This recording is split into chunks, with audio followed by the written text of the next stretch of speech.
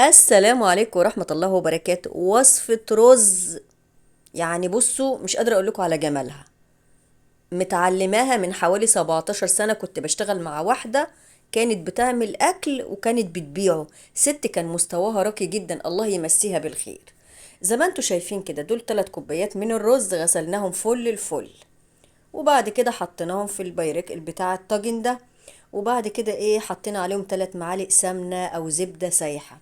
وبعد كده دي كوباية زبادي كبيرة، يا تحط كوباية زبادي كبيرة يا 2 صغيرين و3 معالق زيت. طيب، هقولك الزبادي بيطري الرز وبيخليه جميل، الزيت بيخلي الرز مفلفل، الزبدة بقى والقشطة والجمال ده بيخلي بقى الرز. بصي، انت كفاية عليك لا تحطي لي لا تقولي لي لحمة ولا فراخ ولا ارانب ولا اي حاجة. انت كفاية عليك تمسكي بس الرز ده تاكلي منه معلقتين 3. مش قادرة اقولك على الجمال بتاعه. وغاليين لتر لبن، احنا اللبن المعلبات احنا في الشغل ما بيجيبوش اللبن السايب، بيقرفوا منه. فهم جايبين اللبن دايما بيستعملوا اللبن المعلبات. هنحط لتر اللي هو ال4 كوبايات على ال3 كوبايات رز، 3 كوبايات رز عليهم لتر لبن اللي هو يعادل 4 كوبايات من اللبن. غلينا اللبن، احط ربع معلقة من السكر، دي بتعادل الملح. وبحط مفروض لكل كوبايه معلقه ملح مش مليانه، بس انا ما بحبوش بالملح ده. بحط له معلقتين ونص صغيرين، معلقتين ونص صغيرين ملح، اللي هو القهوه زي ما انتوا شايفين كده. الملح اللي هو العادي الناعم ده، فبحط معلقتين ونص. تمام، احنا بنحب ملح وما بنحبش ملحه كتير. تمام، وبنحط زي ما بقول لك اهو، زي ما انت شايفه. بص شايفه قد ايه سكر، كله على عينك يا تاجر قدامك اهو. وبننقع اللبن، طبعا اللبن مغلي، بندوب فيه الملح والسكر وبنحطه على الرز ونسيبه، نكمره كده ونسيبه. كنت اقول للمدام الله يمسيها بالخير، يا مدام هيبوش تقول لي اسكتي مالكيش دعوه، يا مدام هيتكسر اسكتي مالكيش دعوه، يا مدام يا مدام. احلى رز كلته في حياتي، والله العظيم احلى رز كلته في حياتي.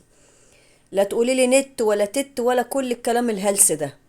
عايزه اقول لكم دي كوبايه كريمه طهي. انا ما جبتهاش، هي كانت موجوده في البيت كوبايه كريمه طهي. طب انا هقول لك انت بصي كست مصريه بسيطه وكلنا على قدنا. هقول لك الموضوع بسيط جدا. هتجيبي اللبن وهتجيبي القشطه. القشطه بتطلع منين؟ من اللبن. وتحطي 3 معالق من الزيت. هتاكلي احلى واجمل رز. ما تنقعيش الرز في ميه، انقعيه في اللبن والجمال ده والزبده والقشطه. انقعيه كده وكمريه وغطيه، وتعالي بعد ساعتين 3 ولعي فرنك وانت تشوفي الجمال والدلال. اي بني ادم هياكل من ايديك شويه رز هيحلف انه اول مره في حياته هياكل الرز ده. عايزه اقولك عندنا في البحيره والله العظيم ما بيعرفوا يعملوا الرز، والله ما بيعرفوا يعملوه. بيحطوا شويه اللبن وتلات ارباعهم ميه وخلاص، ان الله يحب المحسنين. بعد ما عدى عليه ساعتين 3 منقوع في اللبن السخن الجميل ده اهو، بنولع الشواية وبنحط الرز تحت الشواية.